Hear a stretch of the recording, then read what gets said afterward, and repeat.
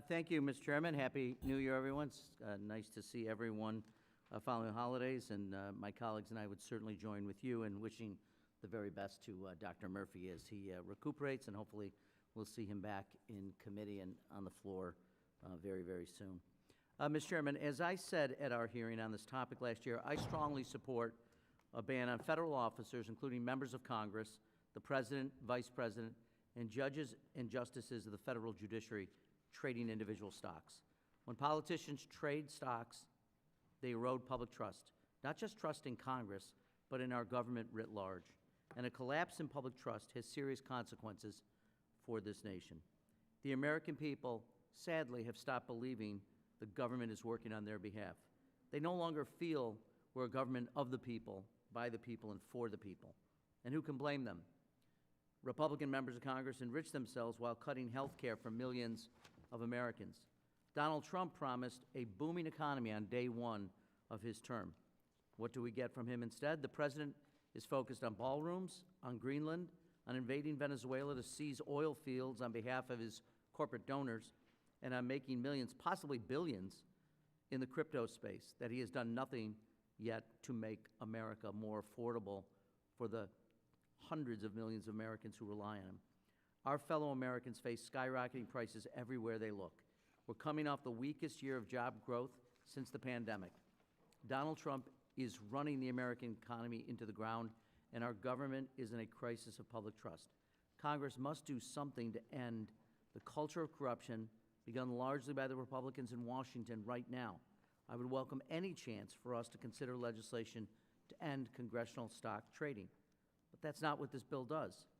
In fact, the Stop Insider Trading Act allows members of Congress to continue to trade a substantial number of individual stocks.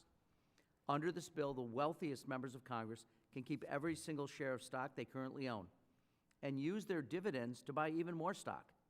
Under this bill, members can liquidate their holdings at any time while in office, profiting off years of ballooning investment portfolios.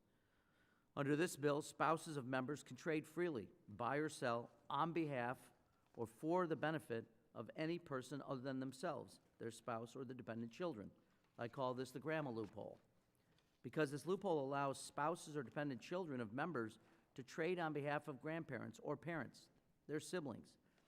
A member's spouse could freely trade stocks on behalf of their parents or grandparents with the member of Congress in line to inherit the estate. This is a loophole so big you could fly a Qatari jet right through it. The bill does nothing to crack down on the self-dealing currently in progress at 1600 Pennsylvania Avenue. The president continues to trade securities for his own enrichment, including the recent purchase of up to $1 million in Warner Brothers bonds, all while Warner Brothers is in the middle of merger talks that will need the approval of President Trump's FCC. The bill does nothing to stop judges and justices from trading stocks in companies who have cases before them in court. The Stop Insider Trading Act falls far, far too short. I wouldn't even call this a half measure. It's a misdirection play. Because I believe this bill is simply Speaker Johnson's attempt to blunt momentum toward a full congressional stock trading ban, I plan on opposing the bill today. But first, committee Democrats will offer a series of amendments to strengthen this deeply flawed bill. I vigorously encourage my colleagues to consider each of the amendments we offer. Should the majority refuse to adopt these amendments, I assure my colleagues on this committee and Americans watching us now that today's markup is not the end of House Democrats' war against corruption in our government. Because at the end of today's proceedings, Donald Trump's America will still be as expensive as it was yesterday. At the end of today's proceedings, this administration will still be corrupt as it was yesterday.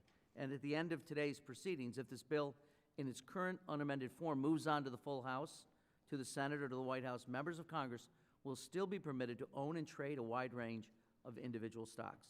That's why after the American people fire Mike Johnson in November, Democrats will do what Republicans have refused to do for years, what they refuse to do today.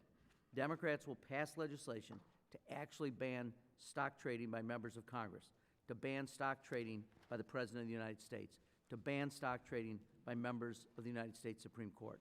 For now, however, I look forward to offering amendments to fix this broken bill.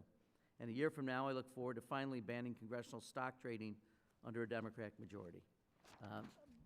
Before I yield back, I'd like unanimous consent to enter into the record statements in opposition to the bill from Campaign Legal Center, P Street, Public Citizen, Democracy Defenders, Citizens Responsibility and Ethics in Washington, Project on Government Oversight, and End Citizens United. And with that, Mr. Speaker, Without Mr. Chairman, objection. I yield back.